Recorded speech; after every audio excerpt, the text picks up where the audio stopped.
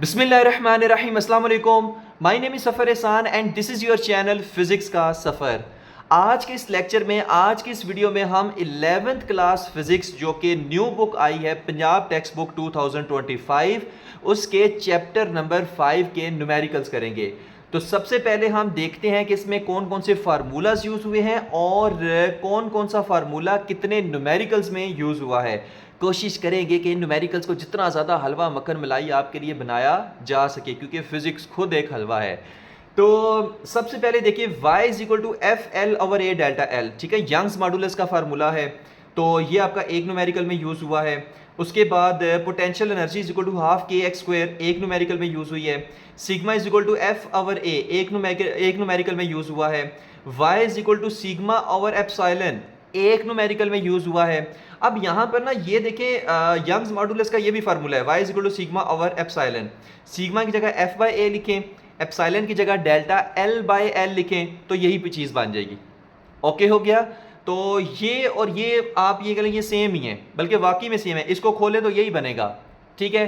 तो आप कह सकते हैं कि ये जो यंग्स मॉडुलस का फार्मूला है ना, फिर ये दो न्यूमेरिकल्स में यूज़ हुआ है, ठीक है। मैंने इसके साथ एक एक लिखा है सेपरेट करके, ताकि कंफ्यूज ना हो। सही है। मैंने कहा जब फार्मूलाज दिखेंगे, जब बताएंगे कि ये फार्मूलाज यूज हुए हैं, तो उसमें आप हम बता देंगे कि ये और ये फार्मूला सेम ही है। तो आप कह सकते हैं कि ये दो न्यूमेरिकल्स में यूज़ हुआ है। उसके बाद W is equal to M G weight का फार्मूला, ठीक है, एक न्यूमेरिकल में यूज़ हुआ है। A1 V1 is equal to A2 V2 equation of continuity एक न्यूमेरिकल में यूज़ हुआ है। बर्नौलीज इक्वेशन एक न्यूमेरिकल में यूज़ हुई है। Torricelli's theorem v is equal to square root 2g into H1 minus H2 एक न्यूमेरिकल में यूज़ हुआ है। उसके बाद terminal velocity v is equal to 2r square rho g over 9 eta एक न्यूमेरिकल में यूज़ हुआ है, ठीक है। तो ये वो सारे फार्मूलाज हैं जो आपके चैप्टर नंबर 5 में यूज़ हो रहे हैं, सही है। तो चलते हैं हमारे फर्स्ट न्यूमेरिकल की तरफ, देखते हैं हमारा फर्स्ट न्यूमेरिकल हमसे क्या इरशाद फरमा रहा है। A steel wire of length 2 metre, एक स्टील वायर है। फॉर एग्जांपल हमारे पास ये क्या है, एक अदद स्टील वायर है, ठीक है। और इसकी जो लेंथ है हमारे पास वो कितनी है, वो आपके पास है 2 मीटर, ठीक है। इसकी जो लेंथ है वो कितनी है, 2 मीटर है। And cross sectional area of 2 into 10 to raise power minus 6 metre square. इसका जो क्रॉस सेक्शनल एरिया है, ये वाला जो क्रॉस सेक्शनल एरिया है, ठीक है, मतलब कितनी मोटी है ये, वो कितना है, वो है 2 into 10 to raise power minus 6 metre square. Okay हो गया। Is stressed by a force of 400 newton. अगर इस पे हम फोर्स लगाएं कितनी, फॉर एग्जांपल मैं इस पे ऐसे डाउनवर्ड इसको ऐसे खींच रहा हूँ, कितनी फोर्स में इसको लगा रहा हूँ, 400 न्यूटन लगा रहा हूँ, ठीक है। मतलब नीचे आप कोई वेट वगैरह बांध दें या किसी मशीन के जरिए से खींच लें, ठीक है, या हाथों से पकड़ के खींच लें, बट हाथों से ज़्यादा मुश्किल ही हो जाता है, तो किसी मशीन वगैरह से हम इसको ऐसे खींचते हैं। बहरहाल हम इसको क्या कर रहे हैं, ऐसे 400 न्यूटन इस पर फोर्स लगा रहे हैं, जिसकी वजह से ये क्या होगी, स्ट्रेच होगी, ठीक है। ऐसे खिंचाव इसमें आ गया, इसकी लेंथ इंक्रीज होगी। If the Young's modulus of steel is 2 into 10 to raise power 11 newton metre square. Young's modulus कितना दिया हुआ है, 2 into 10 to raise power 11 newton metre square दिया हुआ है। Calculate the extension of the wire, wire में कितनी एक्सटेंशन आएगी, मतलब वायर की लेंथ कितनी इंक्रीज होगी। जाहिर सी बात है, अगर वायर इतनी है, यहाँ पर इतनी है, ठीक है, तो अगर मैं इस पर ऐसे फोर्स लगाऊंगा तो वायर की लेंथ क्या होगी, इंक्रीज होगी। तो आपने बताना है उसकी कितनी लेंथ में चेंज आया है, कितनी लेंथ उसकी इंक्रीज हुई है। यानी कि L दिया हुआ है, आपने डेल्टा L फाइंड करना है। 2 मीटर तो उसकी एक्चुअल लेंथ थी। अब जब हमने 400 न्यूटन फोर्स लगाई है, तो कितनी उसकी लेंथ में इंक्रीमेंट आया है, तो डेल्टा L आपने फाइंड करना है कि कितना चेंज आया है लेंथ में। ओके हो गया। फोर्स की वैल्यू दी है, यंग्स मॉडुलस दिया हुआ है और क्रॉस सेक्शनल एरिया दिया हुआ है। अब एक बात याद रखिए कि अगर आपको यंग्स मॉडुलस ऑफ इलास्टिसिटी की वैल्यू दी हुई हो, तो बिना सोचे आपने यंग्स मॉडुलस ऑफ इलास्टिसिटी वाला फार्मूला इसमें पुट कर देना है, ठीक है। और वो आपके पास क्या है, y इज इक्वल टू, सबसे पहले तो आप लिखोगे स्ट्रेस डिवाइडेड बाय स्ट्रेन। ये क्या है, स्ट्रेस डिवाइडेड बाय स्ट्रेन। अब स्ट्रेस का तो आप सबको फार्मूला पता है, वो आपके पास क्या होता है, फोर्स पर यूनिट एरिया। वो क्या होता है, फोर्स पर यूनिट एरिया। और स्ट्रेन क्या होता है, यंग्स मॉडुलस यूज होता है लेंथ के लिए, ठीक है। अगर लेंथ में चेंज आ रहा हो तो फिर हम यंग्स मॉडुलस यूज करते हैं। तो स्ट्रेन का भी यहाँ पे फार्मूला लगेगा डेल्टा एल, यानी change in length divided by original length, ठीक है। ये यंग्स मॉडुलस आपके पास आएगा। अब ये एल ऊपर चला जाएगा, ए नीचे आ जाएगा, यानी एफ के साथ ए डिवीजन में है ना, तो नीचे आ जाएगा, ये आ जाएगा F divided by A into delta L, और ये एल किधर चला जाएगा, ये ऊपर चला जाएगा ऐसे, ठीक है, और यहाँ पे ये आ जाएगा। अब ये तो हमारे पास आ गया। क्या हमने ये y फाइंड करना है? नहीं, y तो हमने फाइंड नहीं करना, हमें तो डेल्टा एल की जरूरत है। तो डेल्टा एल को उठाकर इधर ले आए, y को इधर उठा के इधर ले आए, मतलब डेल्टा एल को हम यहाँ पे लेके जाएंगे तो मल्टीप्लाई हो जाएगा, y को यहाँ पे लेके आएंगे तो डिवाइड हो जाएगा, सही है। तो ये आपके पास फार्मूला फिर किस तरह से बनेगा, ठीक है, डेल्टा एल क्योंकि हमने निकालना है ना, तो ये आएगा delta L is equal to Y, no F L over A into Y, ठीक है। डेल्टा एल इधर चला गया, वाई नीचे की तरफ आ गया, सही है। अच्छा, अब इसमें वैल्यूज पुट करते हैं क्योंकि हमारे पास सारी वैल्यूज ऑलरेडी मौजूद हैं, तो वैल्यूज पुट करके देखते हैं कि हमारे पास इसका आंसर कितना निकलेगा, ठीक है। अच्छा, फोर्स की वैल्यू कितनी है, वो तो है 400, ठीक है, और लेंथ की वैल्यू कितनी है, वो तो है 2 मीटर, ओके हो गया। ए की वैल्यू कितनी है, वो तो है 2 इंटू 10 टू रेज पावर -6, ठीक है, मीटर साथ में ना लिखें, जस्ट 2 ही लिख दें क्योंकि हम यूनिट साथ में थोड़ी इसकी लिख रहे हैं, जस्ट वैल्यूज पुट कर रहे हैं। और y की वैल्यू भाई कितनी है, वो तो है 2 into 10 to raise power 11, okay हो गया। अच्छा, अब ना जो सॉल्व हो सकती है ना कैलकुलेटर के बगैर, जितना सॉल्व हो सकता है पहले आप वो किया करें, सही है। जैसे 400 को ना मैं लिख सकता हूँ 4 इंटू 10 टू रेज पावर 2, मैं 400 को क्या लिख सकता हूँ, 4 इंटू 10 टू रेज पावर 2 लिख सकता हूँ। यहाँ पर क्या आ जाएगा, 2 आ जाएगा, यहाँ पर क्या आ जाएगा, 2 मल्टीप्लाई बाई 2 को 2 से मल्टीप्लाई कर दें, यानी ना 10 की पावर्स को आपने सेपरेट ले जाना है, 10 की पावर्स को कैलकुलेटर में ना लिखा करें, ठीक है, इसको सेपरेट ले जाना है। सेपरेट कैसे लेके जाएंगे, 2 मल्टीप्लाई बाई 2 हो जाएगा, यहाँ पर क्या है 10 टू रेज पावर -6, और ये क्या 11 है तो +11, आपको पता है बेसिस सेम हो तो पावर्स ऐड हो जाती हैं, तो इसको जब इससे मल्टीप्लाई करेंगे 2 तो 2 से मल्टीप्लाई हो जाएगा, 10 टू -6 और 10 टू 11, ये आ जाएगा -6 + 11। अच्छा, ये आपके पास कितना आंसर आएगा वो चीज़ देख लेते हैं। यहाँ पर जो आपके पास है ना, ये ऐसे कट सकते हैं, 2 से कट जाएगा, 2 1s are 2 आ जाएगा, 2 2s are 4 आ जाएगा, वाओ क्या कटिंग हुई है सही है। तो ये आपके पास बनेगा, इधर क्या बचा 2, तो 2 multiply by 10 to raise power 2 divided by क्या आएगा यहाँ पर, ये 2 तो वैसे ही खत्म, ये 2 इस 2 से कट गया, ये 2 1s are 2, ये 2 2s are 4, ओके हो गया।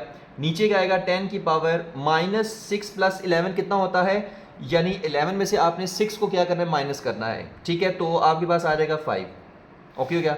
अब ये ऊपर चला जाएगा तो 2 multiply by 10 to raise power आ गया 2, 5 ऊपर जाके क्या हो जाएगा -5, तो ये आ जाएगा 2 इंटू 10 टू रेज पावर 5 -2 कितना होगा, ये यानी 2 - 5, ये आपके पास आएगा -3 आ जाएगा, ठीक है, 2 - 5 -3 आ जाएगा। अब ये आपके पास क्या है, आंसर है। आप इसको ना, अगर वैसे तो ये आंसर है, सही है, ये वैसे ये आंसर है, इसको मीटर में आए, ठीक है, लेंथ है ना तो मीटर में आएगा, तो आप इसको ऐसे भी लिख सकते हैं कि 0.002 मीटर, सही है। ये आपकी आ गई डेल्टा एल, ये आपका बुक में भी आपका फाइनल आंसर लिखा हुआ, ठीक है। कैलकुलेटर के बगैर ही देखें सॉल्व हो गया, तो कैलकुलेटर के बगैर भी भाई सॉल्व आसानी से हो सकते हैं। आप इसको मूव किधर करें, 1 2 3, तो वही 2 इंटू 10 टू -3 बनेगा, सही है। तो ये वाला और ये वाला सेम है, चाहे तो ये लिख लें, चाहे तो ये आपके पास आंसर है, ये लिख लें, ठीक है। तो ये था हमारा न्यूमेरिकल नंबर 1। नेक्स्ट न्यूमेरिकल है न्यूमेरिकल नंबर 2 चैप्टर नंबर 5 का। Spring with a spring constant 200 newton पर metre is stressed by 0.5 metre है। अच्छा, कहता है कि फॉर एग्जांपल हमारे पास क्या है, एक स्प्रिंग है, ठीक है, मान लें स्प्रिंग मैथ सिस्टम है, और इसको हमने स्ट्रेच किया है, इसको हमने क्या किया है, स्ट्रेच किया है। फॉर एग्जांपल इस तरफ हमने इसको स्ट्रेच किया है, फोर्स अप्लाई की है, तो इसकी लेंथ में ना इजाफा हो गया, ठीक है, मतलब इसकी लेंथ क्या हो गई है, इंक्रीज हो गई है, और इंक्रीज कितनी हुई है, मान लें इतनी हो गई है, ठीक है, फॉर एग्जांपल। और यहाँ पे अगर मैं ऐसे एक लाइन लगाऊं तो इतनी लेंथ इसकी क्या हुई है, मान लें इंक्रीज हुई है, इतनी लेंथ इसकी क्या होगी, इंक्रीज हो गई, और इसको हम कहते हैं एक्स, सही है। जितना लेंथ में इंक्रीमेंट आता है ना उसको हम कहते हैं एक्स, ओके हो गया। और इस स्प्रिंग का जो स्प्रिंग कांस्टेंट है वो कितना है, वो है k = 200 न्यूटन पर मीटर, ठीक है। अच्छा x की वैल्यू यानी कितनी स्ट्रेच हुई है, 0.5 मीटर हुई है। x कितना है, 0.5 मीटर। अब ये 0.5 मीटर इसकी टोटल लेंथ नहीं है, 0.5 मीटर है कि कितनी वो स्ट्रेच हुई है। ठीक है, जाहिर सी बात है फोर्स लगी होगी तो कितनी स्ट्रेच हुई है, तो 0.5 मीटर हुई है। अच्छा अब जाहिर सी बात है जब स्ट्रेच हुई है तो उसमें स्ट्रेच हुई है तो इसमें एक एनर्जी स्टोर होगी और वो कौन सी एनर्जी है, इलास्टिक पोटेंशियल एनर्जी। और वो जो इलास्टिक पोटेंशियल एनर्जी इसमें स्टोर हुई है जब आपने इसको स्ट्रेच किया है वो आपने फाइंड करनी है। और उसके लिए ठीक है के दिया हुआ है, एक्स दिया हुआ है, पोटेंशियल एनर्जी आपने फाइंड करनी है। अब इलास्टिक पोटेंशियल एनर्जी का जो फार्मूला होता है आपके पास वो क्या है, वो चीज़ देख लेते हैं। वो आपके पास है potential energy is equal to 1/2, मैं मार्कर चेंज कर लूँ, मार्कर किधर गया मेरा, ये ठीक है। तो 1/2 के एक्स स्क्वेयर, ओके हो गया। ये आप सब ने पढ़ा हुआ है, सही है। इलास्टिक पोटेंशियल एनर्जी जो का ये फार्मूला होता है। अच्छा अब इसमें से आपने सारे पोटेंशियल एनर्जी फाइंड करनी है, कुछ भी नहीं करना, सिंपल वैल्यूज पुट करें, आंसर आ जाएगा। ठीक है, तो 1/2 के की वैल्यू कितनी है, 200 है, ओके हो गया। और x की वैल्यू कितनी है, 0.5 है, और उसका क्या है, स्क्वायर है। तो यहाँ से 2 1s are 2 हो जाएगा, यहाँ से 2 1s are 2 और साथ में 0 उसी तरह, सही है।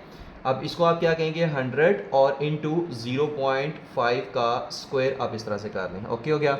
अब 0.5 का स्क्वायर के देख लेते हैं क्या होता है, 0.5 का स्क्वायर ये होता है 0.25, ओके हो गया। अब 0.25 को आप मल्टीप्लाई कर दें किसके साथ, 100 के साथ, तो ये आपके पास आ जाएगा 25, तो ये आपके पास आ जाएगा 25 जूल। ठीक है, तो कितनी पर इलास्टिक पोटेंशियल एनर्जी उसमें स्टोर हुई है, 25 जूल हुई है, सही है। और यही आपका क्या था, आंसर था। अब हम चलते हैं अपने नेक्स्ट न्यूमेरिकल की तरफ। नेक्स्ट न्यूमेरिकल है न्यूमेरिकल नंबर 3 चैप्टर नंबर 5 का। A copper wire of length 3 metre and cross sectional area of 1 × 10⁻⁻⁶ metre square is stressed to a force of 500 newton. एक कॉपर वायर है जिसकी लेंथ कितनी है, 3 metre है, उसका क्रॉस सेक्शनल एरिया कितना है, 1 × 10⁻⁻⁶ मीटर स्क्वायर है। Is subjected to a force, कितनी फोर्स उस पर लगती है, 500 न्यूटन लगती है। Calculate the stress and strain produce in the wire. अब देखिए जब फोर्स लग रही है तो ज़ाहिर स्ट्रेस भी होगी, तो आपने वो स्ट्रेस कैलकुलेट करनी है। और उसके बाद फोर्स लगने से जाहिर सी बात है लेंथ में भी चेंज आएगा, यानी डीफॉर्मेशन आएगी, तो आपने स्ट्रेन को भी फिर कैलकुलेट करना है। तो स्ट्रेस और स्ट्रेन आपने कैलकुलेट करनी है। यंग्स मॉडुलस की वैल्यू दी हुई है 1.1 × 10⁻11 न्यूटन पर मीटर स्क्वायर है, ठीक है। और अब इसको सॉल्व कैसे करेंगे, सबसे पहले गिवन डाटा में क्रॉस सेक्शनल एरिया दिया हुआ है, फोर्स दी हुई है, वाई यंग्स मॉडुलस की वैल्यू दी हुई है, सिग्मा आपने फाइंड करना है यानी स्ट्रेस, और एप्सिलॉन मतलब के स्ट्रेन आपने फाइंड करना है। अच्छा मैंने पहले कहा था जब भी यंग्स मॉडुलस की वैल्यू दी हुई हो तो समझ जाएं कि भाई यंग्स मॉडुलस का फार्मूला तो पक्का लगेगा, ओके हो गया। अब सबसे पहले हम फिर वही लगा लेते हैं। तो यंग्स मॉडुलस का फार्मूला क्या होता है, यंग्स मॉडुलस का फार्मूला होता है स्ट्रेस डिवाइडेड बाय स्ट्रेन। क्या होता है, स्ट्रेस डिवाइडेड बाय स्ट्रेन। अब स्ट्रेस को किससे शो करते हैं, स्ट्रेस को आप शो करते हैं सिग्मा से, और स्ट्रेन को किससे शो करते हैं, एप्सिलॉन से, ठीक है। तो y इज इक्वल टू आपके पास क्या आ गया, सिग्मा डिवाइडेड बाय ई आ गया या एप्सिलॉन आ गया, सही है। अब एप्सिलॉन आपने फाइंड करना है, कुछ इसको ई भी पढ़ते हैं, ठीक है, आपकी अपनी मर्जी, एप्सिलॉन कह लें ई कह लें, ओके है। ई को इधर ले आए, वाई को इधर ले आए, क्योंकि हमने स्ट्रेन फाइंड करनी है, एप्सिलॉन से शो करते हैं। तो epsilon is equal to sigma over Y, ठीक है। अच्छा अब यहां पर y की वैल्यू मेरे पास है, बिल्कुल है, सिग्मा की वैल्यू यानी स्ट्रेस की वैल्यू है, स्ट्रेस की वैल्यू तो नहीं है। तो फिर हम क्या करेंगे, स्ट्रेस की वैल्यू सबसे पहले कैलकुलेट करेंगे, ठीक है। तो आप नाम दे फॉर एग्जांपल इसको इक्वेशन नंबर 1 का, सही है। अच्छा अब स्ट्रेस की वैल्यू कैसे कैलकुलेट करते हैं वो चीज़ देखते हैं। तो सिग्मा का फार्मूला क्या होता है, यानी स्ट्रेस का फार्मूला क्या होता है, force per unit area, force per unit area. आप कुछ भी नहीं करें, इसमें वैल्यूज पुट करें, सिग्मा की वैल्यू आ जाएगी, सिग्मा को इधर पुट करें, एप्सिलॉन की वैल्यू आ जाएगी, सिंपल, क्योंकि ये स्ट्रेन है। अच्छा अब sigma is equal to force की वैल्यू कितनी है, वो तो 500 न्यूटन है, दी हुई है इसमें गिवन डाटा में। तो 500 न्यूटन डिवाइडेड बाय ए की वैल्यू कितनी है, 1 × 10⁻⁻6, 1 × 10⁻⁻6, ओके हो गया। अच्छा अब इसको सॉल्व कर लेते हैं, ये आ जाएगा 500 उसी तरह आ गया, और मल्टीप्लाई बाय यहाँ पे देखिए 10 टू रेज पावर -6 है ना, ऊपर जाके क्या हो जाएगा +6 हो जाएगा, तो इनटू 10 टू रेज पावर +6 हो जाएगा, और ये आपके पास आएगा न्यूटन पर मीटर स्क्वायर में।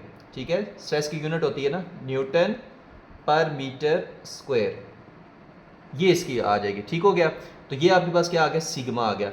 अगर आपने इसको और सही करना है तो पॉइंट को दो हिस्से इधर ट्रैवल कराएं, तो ये बनेगा 5.0 इंटू 10 टू रेज पावर 2 और 10 टू रेज पावर 2 और 10 टू रेज पावर 6 क्या होता है, ये 10 टू रेज पावर 8 होता है। तो आपके पास आने का 5 into 10 to raise power 8 newton पर मीटर स्क्वायर आपके पास बनेगा। ओके हो गया, न्यूटन पर मीटर स्क्वायर, डन हो गया। तो ये आपके पास वैल्यू आ गई है सिग्मा की।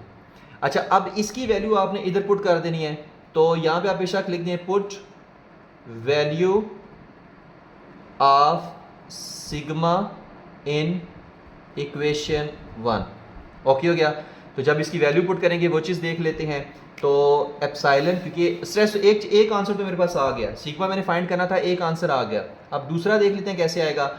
इसकी वैल्यू पुट करें, सिग्मा की वैल्यू पुट करें 5 into 10 to raise power 8 divided by, तो y की वैल्यू पुट करें 1.1 इंटू 10 टू रेज पावर 11।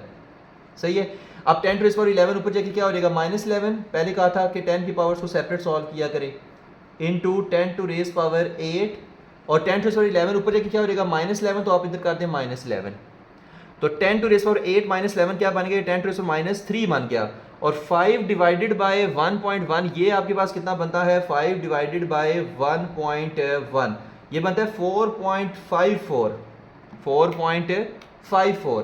तो ये आपके पास आ जाएगा 4.54 into 10 to raise power -3 epsilon. इसकी कोई यूनिट नहीं होती, ठीक है, क्योंकि स्ट्रेन क्या होती है, ये एक रेशियो होती है, तो उसकी कोई यूनिट नहीं होती। तो ये आपके पास क्या है, आंसर है। चाहे तो ऐसे लिख लें या चाहे तो इसका एक और तरीका भी है, आप उस तरह से इसको लिख लें, यानी 10 टू रेज -3 के बगैर। आप -3 है ना, तो इधर 3 इसे ट्रेवल करें, 1 2 और 3, तो ये आपके पास बनेगा 0.00454 आ जाएगा। ठीक है, यहाँ पे था पॉइंट, तो एक हिस्सा इधर ट्रेवल कराया, 1 2 और 3 तीन इसे ट्रेवल कराना है, तो 0.00454 आपके पास आंसर आ जाएगा। ठीक है, और यही आपने फाइंड करना था, ये स्ट्रेन की वैल्यू और ये स्ट्रेस की वैल्यू। ठीक है, तो इतनी स्ट्रेस और स्ट्रेन प्रोड्यूस होगी। तो ये था हमारा न्यूमेरिकल नंबर 3। नेक्स्ट न्यूमेरिकल है न्यूमेरिकल नंबर 4 चैप्टर नंबर 5 का, a block of would of mass 10 kg। ठीक है, एक ब्लॉक ऑफ वुड है जिसका जो मैस है वो कितना है, वो है 10 kg। ओके हो गया, एंड डेंसिटी 600 kg पर मीटर क्यूब, और डेंसिटी इसकी कितनी है, 600 kg पर मीटर क्यूब। ओके हो गया। अच्छा, नेक्स्ट क्या क्या है, इस फ्लोटिंग इन वाटर, ये क्या कर रहा है, फ्लोट कर रहा है पानी के अंदर। ठीक है, ये क्या कर रहा है, पानी के अंदर फ्लोट कर रहा है। उसके बाद calculate the buoyant force acting on the block. अब देखिए, बायोएंट फोर्स और अपथ्रस्ट फोर्स ये एक ही होती है। ठीक है, यानी कि आपने अपथ्रस्ट फोर्स या बायोएंट फोर्स फाइंड करनी है कि वो इस पे कितनी एक्ट कर रही है, जबकि डेंसिटी ऑफ वाटर कितनी है, वो 1000 kg पर मीटर क्यूब है। अब देखिए, वेट की फोर्स किधर लग रही है, इसकी जो वुडन ब्लॉक है, वेट की फोर्स लग रही है डाउनवर्ड, वेट की फोर्स किधर लग रही है, डाउनवर्ड लग रही है, और जो बॉयंट फोर्स है वो किधर लग रही है, वो अपवर्ड लग रही है। ठीक है, मैं इसको एफ बी का नाम दे रहा हूँ। ठीक है, यहाँ पर भी मैं इसको एफ बी का नाम दे देता हूँ। ओके हो गया, तो आपने ना ये जो एफ बी है ना, ये फाइंड करना है। तो आपके पास जो वाटर की डेंसिटी है वो 1000 है, वुड की डेंसिटी 600 है, मैस जो है वो 10 kg दिया हुआ है, और बॉयंट फोर्स आपने क्या करनी है, फाइंड करनी है। कैलकुलेशन में देखते हैं किस तरह से हम इसको फाइंड करते हैं। अब यहाँ पर ना आपने एक कॉन्सेप्ट को याद रखना है कि अगर कोई ऑब्जेक्ट फ्लोट कर रहा हो वाटर के ऊपर, अगर कोई ऑब्जेक्ट फ्लोट कर रहा हो वाटर के ऊपर, तो जो वेट की फोर्स डाउनवर्ड लग रही है और जो बॉयंट फोर्स अपवर्ड लग रही है, ये दोनों इक्वल होती हैं। ये दोनों क्या होती हैं, इक्वल होती हैं। तो अब देखते हैं कि हम इसको फाइंड कैसे करते हैं। फाइंड इसको करने के लिए यहाँ पर ना सबसे पहले आप एक लाइन लिखेंगे, एज ब्लॉक ऑफ वुड लिख लें या ऑब्जेक्ट खाली लिख लें। ठीक है, ये चले ब्लॉक ऑफ वुड लिख लें, as the block of wood, as the block of wood is floating मतलब तैर रहा है, ठीक है, floating in water, so weight of the object, so weight of the object is equal to the buoyant force, is equal to the buoyant force। और जब आप ये लाइन लिख लेंगे तो फिर नीचे आपने क्या लिखना है, फिर आपने नीचे लिखना है कि ये जो buoyant force है F, तो साथ में छोटा सा b लिख दें, ये किसके इक्वल है, वेट के इक्वल है। और वेट आपके पास क्या होता है, mg होता है। तो जब आप इसको कैलकुलेट करेंगे तो F B is equal to M G भी लिख सकते हैं, ठीक है, क्योंकि दोनों इक्वल ही हैं। तो मैस कितना है, 10 है, जी की वैल्यू कितनी है, 9.8 है, तो ये आपके पास आ जाएगी 98 न्यूटन। सही है, तो बायोंट फोर्स कितनी एक्ट कर रही है, 98 न्यूटन का रही है। और यही आपका क्या था, आंसर था न्यूमेरिकल नंबर 4 का, ठीक है। अब हम चलते हैं अपने नेक्स्ट न्यूमेरिकल की तरफ। नेक्स्ट न्यूमेरिकल है न्यूमेरिकल नंबर 5, चैप्टर नंबर 5 का। Water flows through a pipe with diameter of 0.05 metre of velocity of 2 metre पर सेकेंड, ठीक है।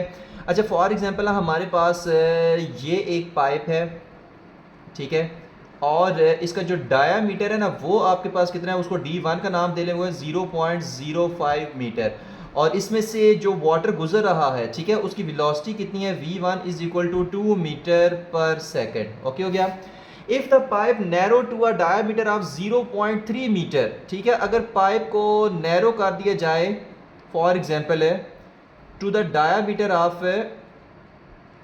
कितना, D2 is equal to 0.03 metre, ठीक है। तो बताओ, ठीक है, calculate the velocity of water in narrow section. इस नैरो सेक्शन के अंदर जो वेलोसिटी ऑफ वाटर है उसको V2 कह लें, वो कितनी होगी, ये आपने फाइंड करना है। ओके हो गया। तो आपके पास क्या है, D1 दिया हुआ है 0.05 मीटर, V1 दिया हुआ है 2 मीटर पर सेकेंड, D2 दिया हुआ है 0.03 मीटर, और V2 आपने क्या करना है, फाइंड करना है, ठीक है। तो देखते हैं कैसे हम इसको फाइंड करते हैं। तो इसको हम रेस कर देते हैं क्योंकि इसका हमारे पास काम नहीं रहा, सही है। इसी तरह आपने हेडिंग्स देनी है, गिवन डाटा टू फाइंड और कैलकुलेशन।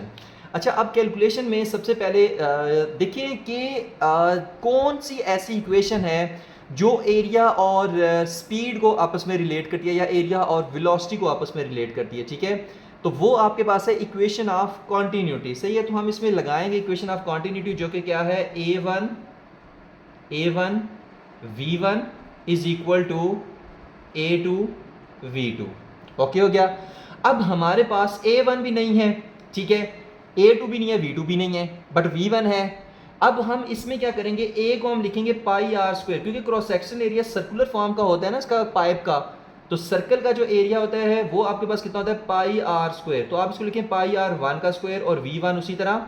यहाँ पे आप लिखते हैं पाई आर 2 का स्क्वायर, और V2 उसी तरह। अब यहाँ से जो है वो पाई से काट जाएगा, तो ये बन जाएगा R1 का square V1 is equal to R2 का स्क्वायर V2। अब फिर से वही चीज़, रेडियस हमारे पास है, पाइप का नहीं है, लेकिन रेडियस नहीं है, डायमीटर तो है। और आपको पता है कि जो रेडियस होता है वो डायमीटर का हाफ होता है। तो R1 की जगह हम यहाँ पे लिखते हैं D1 डिवाइडेड बाय 2 का स्क्वायर, और साथ में V1 इज इक्वल टू, यहाँ पे R2 की जगह लिखेंगे D2 डिवाइडेड बाय 2 का स्क्वायर, और यहाँ पे V2 आ जाएगा। ओके हो गया। यानी R की जगह D/2 लिख दिया, क्योंकि रेडियस डायमीटर का हाफ होता है। अब जब इसको हम खोलेंगे तो ये बन जाएगा D1 का square divided by 4, V1 is equal to D2 का स्क्वायर डिवाइडेड बाय 4, क्योंकि 2 2 4 होता है, और V2। सही है। अब 4 जब इस तरफ जाएगा तो D1 स्क्वायर के साथ मल्टीप्लाई हो जाएगा, तो ये 4 और ये 4 आपस में क्या हो जाएंगे, कट जाएंगे, ठीक है। तो अब आपके पास इक्वेशन बनेगी D1 square V1 is equal to D2 square V2। अब यहाँ पे देखिए D1 आपके पास है, बिल्कुल है, V1 भी है, D2 भी है, V2 नहीं है। तो V2 को इधर रहने दें, बाकी D2 स्क्वायर को इधर आके डिवाइड करा दें। तो V2 is equal to D1 का स्क्वायर V1 ओवर आ जाएगा D2 का स्क्वायर आ जाएगा। सिंपल, आप कुछ भी नहीं करना, सिंपल वैल्यूज पुट करें, आंसर निकालें, कहानी खत्म। d1 कितना है 0.05 का स्क्वायर, v1 कितना है 2 है, और d2 कितना है 0.03 है। ठीक है, ये सारी वैल्यूज आपके पास ये, और इसका स्क्वायर आप करेंगे। ठीक है, अब हम इसको सॉल्व कर लेते हैं कैलकुलेटर के ऊपर। सबसे पहले करेंगे 0.05 का स्क्वायर, तो ये आता है 0.0025। ठीक है, अब इसको आप मल्टीप्लाई करेंगे 2 के साथ, तो ये आता है 0.005। अब आप इसको डिवाइड करेंगे 0.03 के स्क्वायर के साथ, तो ये आपके पास आएगा 5.5 आ रहा है। ठीक है, ये कितना आ रहा है 5.5 आ रहा है, आपके पास आएगा 5.5 मीटर पर सेकंड, ये आ जाएगा v2, और यही आपने फाइंड करना था। यानी कि इसका मतलब ये हुआ कि डायामीटर अगर स्मॉल हो जाएगा तो वेलोसिटी क्या हो जाएगी, इंक्रीज हो जाएगी।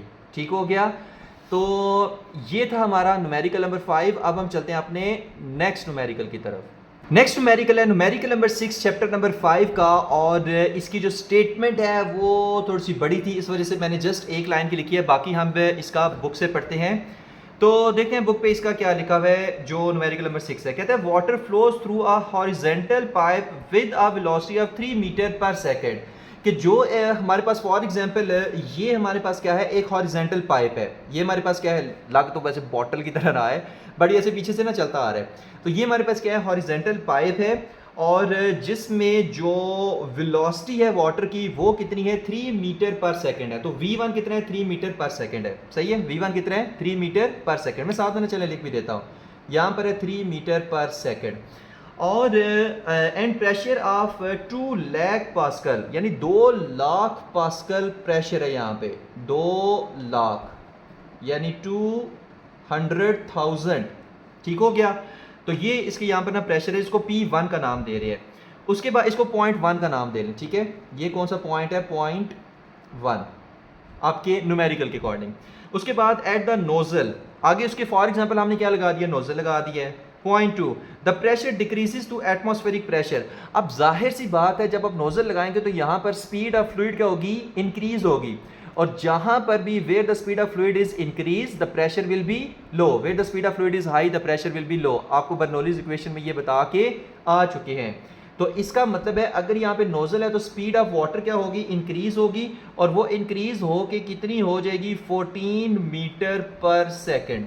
ठीक है, अब जाहिर सी बात है स्पीड इंक्रीज है तो प्रेशर क्या होगा, डिक्रीज होगा, और डिक्रीज कितना होगा, वो आपके पास है 101,300 पास्कल। ठीक है, आपका जो एटमॉस्फेरिक प्रेशर होता है ना वो भी तकरीबन इतना ही होता है, तो 101 और 300 पास्कल। अच्छा, नेक्स्ट कहते हैं calculate the velocity of the water exiting the nozzle, यानी कि इस नोजल से पानी जो है वो बाहर कितनी वेलोसिटी के साथ जा रहा है, वो आपने क्या करना है, कैलकुलेट करना है। अब इस न्यूमेरिकल की ना सच्ची पूछें तो मुझे भी ना समझ नहीं आई भाई ये पूछना क्या चाह रहा है। समझ इसलिए नहीं आई क्योंकि यहाँ पर उसने ऑलरेडी वेलोसिटी दी हुई है कि जब नोजल में पानी आता है तो उसकी वेलोसिटी 14 मीटर पर सेकंड हो जाती है। सही है, अब मेरे ख्याल में इस तरह से कि अगर नोजल में जो वाटर की स्पीड है, नोजल के अंदर जो वाटर की स्पीड है ना यहाँ पर, वो कितनी है, 14 मीटर पर सेकंड है। अब जब इस नोजल से बाहर पानी निकल रहा है तो फिर उसकी स्पीड कितनी होगी, तो जाहिर सी बात है वो तकरीबन नियरली 14 मीटर पर सेकंड ही होगी।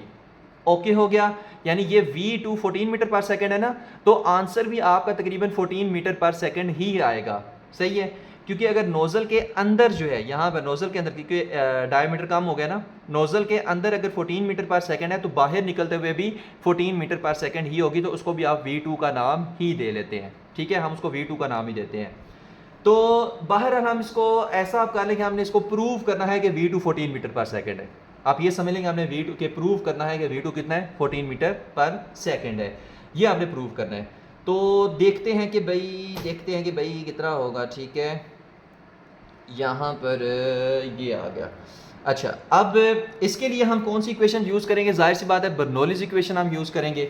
और बर्नौलीज इक्वेशन क्या कहती है हमें, वो हमें कहती है, ठीक है, गिवन डाटा में P1 P2 मैं पहले बता चुका हूँ, V1 V2 density of water 1000 kg पर मीटर क्यूब है, और V2 आपने फाइंड करना है। सही है, तो P1 + 1/2 रो V1 का स्क्वायर और प्लस रो GH1, ठीक है। ये ना आपके पास बर्नौलीज इक्वेशन हम लिख रहे हैं, is equal to P2 plus 1/2 rho V2 का स्क्वायर प्लस रो GH2, ठीक है। ये बर्नौलीज इक्वेशन आपको पता होनी चाहिए। अच्छा, अब यहाँ पर क्या होगा, यहाँ पर होगा P1 प्लस 1/2 रो V1 का स्क्वायर, ठीक है, रो V1 का स्क्वायर प्लस आप इसको ऐसे लिख लें कि rho GH1 minus rho GH2 is equal to P2 is equal to 1/2 rho V2 का स्क्वायर, ठीक है। अच्छा भाई, इसमें सर आपने क्या कर दिया है, इसमें हमने ये किया है कि सिर्फ रो GH2 को इधर उठा के ले आए तो माइनस में हो गया, बस, और कुछ में भी नहीं, और कुछ भी नहीं किया। अब यहाँ से P1 प्लस 1/2 रो V1 का स्क्वायर प्लस रो G, यहाँ पे H1 माइनस H2, ठीक है, रो G कॉमन आ जाएगा ना, तो H1 माइनस H2 आ जाएगा, इज इक्वल टू P2, ओहो, इज इक्वल टू यहाँ पे कहा है, यहाँ पे प्लस है, ठीक है, P2 प्लस 1/2 रो V2 का स्क्वायर, ओके क्या। अब H1 और H2, अब देखिए जो नोजल की और पाइप की हाइट है ग्राउंड से वो सेम ही है तकरीबन, ठीक है, क्योंकि हॉरिजेंटली पड़े हुए हैं, तो इस वजह से H1 इज इक्वल टू क्या होगा, H2 होगा, H1 is equal to H2 होगा। जब H1 is equal to H2 होगा तो आपके पास H2 को आप H1 लिख लें, H2 को आप क्या लिख लें, H1 ही लिख लें, फिर H1 माइनस H1 क्या हो जाएगा, 0, तो ये टर्म क्या हो जाएगी, कैंसिल, सही है। तो हमारे पास जो टर्म बचेगी वो कौन सी बचेगी, P1 प्लस 1/2 रो V1 का स्क्वायर और is equal to P2 plus 1/2 rho V2 का स्क्वायर, डन हो गया। तो ये ना आपके पास इक्वेशन आ जाएगी। अब यहाँ से आपने क्या करना है, V2 को आपने निकालना है, तो ये आप इधर ही रहने दें, हमने इसको फिर ऐसे करेंगे, P1 माइनस P2 प्लस 1/2 रो V1 का स्क्वायर और is equal to 1/2 rho V2 का स्क्वायर आ जाएगा, ओके हो गया। अब यहाँ से हमने क्या निकालना है, हमने तो V2 निकालना है। अगर हमने V2 निकालना है तो V2 स्क्वायर सिर्फ इधर रहना चाहिए, बाकी सारी चीज़ों को उठाकर इधर ले आए, तो बाकी सारी चीज़ें क्या बचती हैं, एक 2 बचता है, एक रो बचता है। अब 2 यहाँ पे डिवाइड हो रहा है, यहाँ पे आके क्या हो जाएगा, मल्टीप्लाई हो जाएगा, और रो यहाँ पे मल्टीप्लाई हो रहा है, इधर आके डिवाइड हो जाएगा, इस तरफ ले आने, ठीक है, यानी लेफ्ट साइड पे। तो आप यहाँ पे लिखेंगे 2 डिवाइडेड बाय रो लिखेंगे, 2 इधर आके मल्टीप्लाई हो जाएगा, रो इधर आके डिवाइड हो जाएगा, और यहाँ पे फिर आएगा P1 minus P2, P1 minus P2, यहाँ पे हम बड़ी सी ब्रैकेट एक लगा लें, और 1/2 प्लस 1/2 रो V1 का स्क्वायर इज इक्वल टू, ये बन जाएगा V2 का स्क्वायर, ओके क्या, क्योंकि 2 इधर आ गया, रो नीचे आके डिवाइड हो गया, सही है।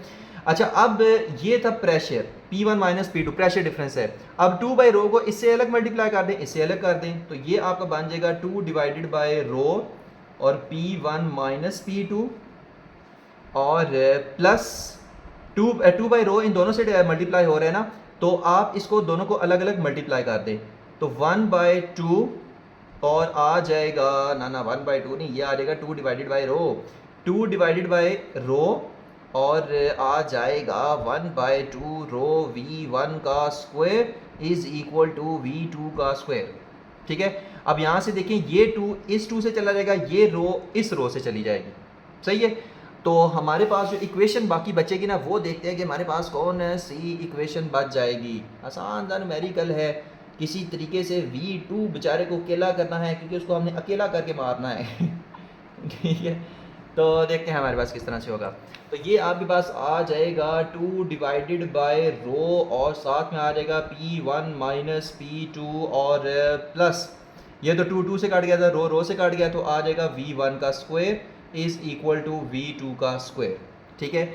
अब कुछ भी नहीं करना, जस्ट वैल्यूज पुट कर देनी है, उसके बाद एंड पे दोनों तरफ स्क्वायर रूट ले लेना है और कहानी खत्म हो जाएगी, ठीक है। अच्छा, देखते हैं वैल्यू हम किस तरह से पुट करते हैं। तो V2 का square is equal to 2 divided by rho कितना है, 1000 है, ठीक है, रो कितना है, 1000 है, और साथ में P1 कितना है 2 लाख है, ये हमारे पास वैल्यूज़ दी हुई हैं साइड पे। तो 1 2 3 4 5 जीरो साथ आएंगे, माइनस P2 कितना है 101300 101300। ओके हो गया। और आगे प्लस V1 कितना है, वो तो 3 है, तो यहाँ पे आ जाएगा 3 का स्क्वायर। ओके हो गया। अब याद रखना है ये 3 का स्क्वायर ना आपने ऐसे सेपरेट लिखना है, इसको सारे को ऐसे एक ही ब्रैकेट में नहीं करना, ठीक है, क्योंकि ये जो 2 लाख माइनस 101300 ये 1000 के साथ डिवाइड हो रहा है। ओके हो गया। और प्लस 3 जो है ये सेपरेट है। ओके, इस चीज़ का ध्यान रखना है। तो 2 1s are 2 और यहाँ पे आएगा 2 5s are 10 और 0 0। ठीक है, आपने इसको ऐसे सीधा करके लिख लें ताकि कंफ्यूज ना हो बाद में। आप इसको करेंगे 2 0 0 0 0 0 माइनस 1 0 1 3 0 और डिवाइडेड बाय 500 और प्लस 3 का स्क्वायर क्या होता है 9 होता है। ओके हो गया। अब हम ना इसको सॉल्व कर लेते हैं। सबसे पहले जो इसका आंसर आएगा उसमें फिर प्लस 9 करेंगे। तो 2 1 2 3 4 5 0 हम इसमें लगाएंगे, ठीक है, 2 के साथ, और प्लस करेंगे, नो माइनस करेंगे 1 0 1 और साथ में 3 0 तो ये आ गया 98700। अब इसको डिवाइड करेंगे 500 से तो ये आ गया 197.4 197.4 और प्लस 9। तो V2 का स्क्वायर इज इक्वल टू, अब इसमें प्लस 9 कर लेते हैं, ठीक है, तो प्लस 9 ये आता है 206.4 206.4। सही है।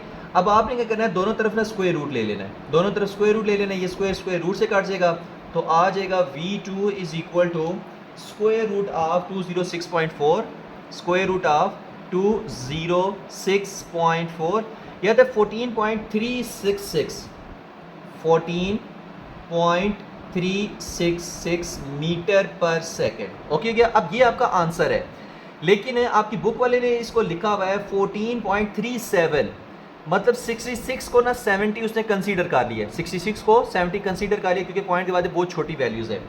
तो यहाँ पर आप फिर इसको अप्रॉक्सीमेटली लिख दो 14.37 मीटर पर सेकेंड। ओके हो गया। तो ये आपकी V2 वेलोसिटी थी जो हम फाइंड करने की कोशिश कर रहे थे।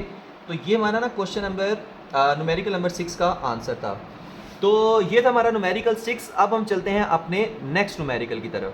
नेक्स्ट न्यूमेरिकल है न्यूमेरिकल नंबर 7 है और अक्सर ये शॉर्ट क्वेश्चन में आता है 2 मार्क्स के लिए, ठीक है। लॉन्ग में ये काम नहीं आता है, ठीक है। लॉन्ग के साथ जो थ्योरेटिकल के साथ अगर न्यूमेरिकल आए तो उसके लिए नहीं आता, 2 मार्क्स के लिए आता है शॉर्ट क्वेश्चंस के अंदर फाइनल एग्जाम्स में। क्वेश्चन नंबर 7 फिर हमें क्या कहते हैं, numerical number 7 sorry. A tank filled with water has a hole at a depth of 5 metre from the water surface है कि एक हमारे पास टैंक है, वो क्या है, वाटर के साथ फिल है और सरफेस से लेकर ये जो डेप्थ तक इसकी हाइट है, ये जो है, ये जो डेप्थ तक इसकी हाइट है ये कितनी है, ये है 5 मीटर। ये कितनी है, 5 मीटर है, ठीक है। अच्छा, इस हाइट को हम कहते हैं h1 माइनस h2, सही है, और इज इक्वल टू 5 मीटर। अच्छा, क्यों h1 माइनस h2 कहते हैं वो भी देख लेते हैं कि यहाँ पर ना ये जो टोटल हाइट है ना, ये जो टोटल हाइट है, ये जो टोटल हाइट है ये हमारे पास कितनी है, ये h1 है, और ये जो होल के नीचे ये जो हाइट है ये कितनी है, ये है h2। तो अगर आपने ये वाली हाइट निकालनी हो सरफेस से लेकर ये जो डेप्थ में जहाँ तक ये होल है वहाँ तक ये जो हाइट निकालनी हो तो ये h1 माइनस h2 बनेगी। ओके हो गया। इसमें से इस छोटी सी को माइनस कर दे तो ये निकल आएगी। तो h1 माइनस h2 की वैल्यू 5 मीटर दी हुई है। कहते हैं calculate the velocity of water flowing out of the hole. इस होल में से जो वाटर बाहर जा रहा है ना उसकी वेलोसिटी आपने फाइंड करनी है, सिंपल। तो g की वैल्यू दी हुई है 9.8 और v आपने फाइंड करना है। अब उसके लिए कुछ भी नहीं करना है, एक फार्मूला सिंपल सा होता है, टॉरिसैलिस थ्योरम में आप पढ़ के आ चुके हैं। तो v इज इक्वल टू क्या था, square root 2g h1 minus h2, बस ये फार्मूला लगाएं, कहानी ख़त्म करें। और यहाँ पर क्या है 2 इंटू 9.8 और h1 माइनस h2 क्या है 5, तो ये आ जाएगा। अब स्क्वायर रूट 5 टू ज़र क्या आ जाएगा 10 5 टू ज़र 10 और 10 को 9.8 से मल्टीप्लाई करना है तो 98 बन जाएगा। तो square root of 98, v is equal to क्या आएगा, स्क्वायर रूट ऑफ 98 आ जाएगा, सही है। अब अगर तो 100 होता, स्क्वायर रूट ऑफ 100, तो 10 आंसर आ जाता। अगर ये 98 है तो 9.9 समथिंग आ जाएगा। बहरहाल चेक कर लेते हैं। स्क्वायर रूट ऑफ 98 ये आता है 9.89, 9.89, जिसको हम सिंपल मतलब 9.9 हम लिख सकते हैं, ठीक है। 89 को सिंपल 9 आप लिखते हैं, सही है। तो ये आपको आ जाएगा, ठीक है, ये आपका आंसर आ जाएगा 9.9 मीटर पर सेकंड, ठीक है, पर सेकंड। तो इतनी वेलोसिटी के साथ जो वाटर है वो इस होल में से क्या करेगा, बाहर निकलेगा। तो ये था हमारा न्यूमेरिकल नंबर 7। नेक्स्ट न्यूमेरिकल है न्यूमेरिकल नंबर 8, जो कि चैप्टर नंबर 5 का लास्ट न्यूमेरिकल है। Calculate the terminal velocity of a spherical rain drop with a radius of 0.5 millimetre through air. एक आपके पास रेन ड्रॉप है, ठीक है, जो कि स्फेरिकल है और वो जाहिर सी बात है नीचे की तरफ फ्री फॉल कर रहा होगा। तो आपने उसकी टर्मिनल वेलोसिटी फाइंड करनी है, ठीक है। जबकि आपको कोफिशिएंट ऑफ विस्कोसिटी एयर का दिया हुआ है 19 इंटू 10⁻6 kg पर मीटर पर सेकेंड, और डेंसिटी ऑफ वाटर दी हुई है 1000 kg पर मीटर क्यूब है। तो आर कितना है, 0.5 मिलीमीटर, यानी रेडियस ऑफ रेन ड्रॉपलेट, और उसको आप लिख सकते हैं 0.5 इंटू 10⁻³ मीटर, ठीक है, क्योंकि मिली कितना होता है, 10⁻³ होता है। और ईटा की वैल्यू दी हुई है 19 इंटू 10⁻6 और डेंसिटी 1000 दी हुई है। फाइंड क्या करें, टर्मिनल वेलोसिटी। कैलकुलेशन की हेडिंग देंगे नीचे, ये मैंने दी हुई है हेडिंग। तो सबसे पहले कुछ भी नहीं करना, सिर्फ आपको टर्मिनल वेलोसिटी का फार्मूला पता होना चाहिए, उसमें वैल्यूज पुट करें, कहानी खत्म करें। तो वो आपके पास क्या होता है, 2r² रो जी, ठीक है, 2r² row ji divided by 9 ईटा, बस वैल्यूज पुट करें, आंसर निकालें। अच्छा, अब 2r कितना है, 0.5 इंटू 10⁻³ रो कितना है, 1000 है, जी कितना है, 9.8 है, डिवाइडेड बाय 9 आ गया। और ईटा आपके पास कितना है जी, 19 इंटू 10⁻⁻6 है। ओके हो गया, ये कोफिशिएंट ऑफ विस्कोसिटी है। अब ना इसको सॉल्व करने के लिए यहाँ पे स्क्वायर भी है, इसका स्क्वायर भी है, ठीक है, यहाँ पे इसका क्या है, स्क्वायर भी है, ठीक है। अब इसको सॉल्व करने के लिए हम क्या करें, पार्ट्स में इसको सॉल्व करते हैं, ठीक है। सबसे पहले ये 0.5 है ना, तो पहले 0.5 का स्क्वायर करते हैं। 0.5 का स्क्वायर ये आता है 0.25, ये कितना आता है, ये आता है 0.25 मल्टीप्लाई 10⁻³ ना, 3 2 क्या हो जाएगा, 6 हो जाएगा, तो ये आ जाएगा 10⁻⁻6, ठीक है। और ऊपर से अब स्क्वायर खत्म, क्योंकि 0.5 का भी स्क्वायर कर दिया, 10⁻³ का भी स्क्वायर कर दिया, जो कि -6 आ गया, 10⁻6। आगे 1000 को आप लिख दें 10⁻³ लिख दें इसको, क्योंकि 1000 क्या होता है, 10⁻³ होता है, ठीक है। और यहाँ पर आ जाएगा 9.8। जितना हो सके ना न्यूमेरिकल को ज़ुबानी सॉल्व करने की कोशिश किया करें, ठीक है। अच्छा, उसके बाद 9 इंटू 19 इंटू 10⁻⁻6, ओके हो गया। अच्छा, अब जो 10 की पावर्स है ना, उनको सेपरेट सॉल्व कर लेते हैं। यहाँ पर भी ना 19 को 9 से मल्टीप्लाई कर लेते हैं, ये आएगा 19 मल्टीप्लाई बाय 9, ये आता है 171। तो 19 मल्टीप्लाई बाय 9, मैं इसको 171 लिख रहा हूँ, सही है, मैं इसको क्या लिख रहा हूँ, 171, ओके हो गया। 10 की पावर्स को सेपरेट लिख लेते हैं, 2 इंटू 0.25, ठीक है, और इंटू 9.8 डिवाइडेड बाय 171 मल्टीप्लाई, ये कितना है, 10⁻⁻6 है, ये कितना है, +3 आ गया, -6 10⁻⁻6 है ना, ऊपर आके +6 हो जाएगा, बस। यहाँ पे देखिए 10⁻⁻6 था, 10⁻³ था, और 10⁻+3 था, बेसिस सेम और पावर ऐड हो जाती है, तो -6 + 3 बन जाएगा। यहाँ पे 10⁻⁻6 था, ऊपर आके +6 हो जाएगा, तो -6 + 3, और यहाँ पे +6 आ जाएगा, ओके हो गया। अब इसको हम कैलकुलेटर पे सॉल्व कर लेते हैं। 2 मल्टीप्लाई बाय 0.25 और मल्टीप्लाई बाय 9.8, तो ये आ जाएगा 4.9, ठीक है। 2 मल्टीप्लाई बाय 0.25 मल्टीप्लाई बाय 9.8, ये आ जाएगा 4.9। अब इसको आपने डिवाइड करना है 171 से, तो ये आपके पास आ जाएगा 0.02865। मैं इसको लिख लेता हूँ, ये हमारे पास कितना आ जाएगा 0.0285 इंटू, अब 10 पर क्या है -6 + 3 + 6, और -6 और +6 ये आपस में काट गए तो ये आ जाएगा 10⁻³ मीटर पर सेकेंड। ओके हो गया। तो ये आपके पास आ गई है टर्मिनल वेलोसिटी। सही है। अब आपकी जो बुक में आंसर है, अगर आपने उसके अकॉर्डिंग लिखना है तो वो आप कैसे लिखेंगे, वो आप ऐसे लिखेंगे कि आप डालेंगे यहाँ पे = का साइन, और पॉइंट को ना इधर ट्रैवल करवा लें, पॉइंट को इधर ट्रैवल करवा लें।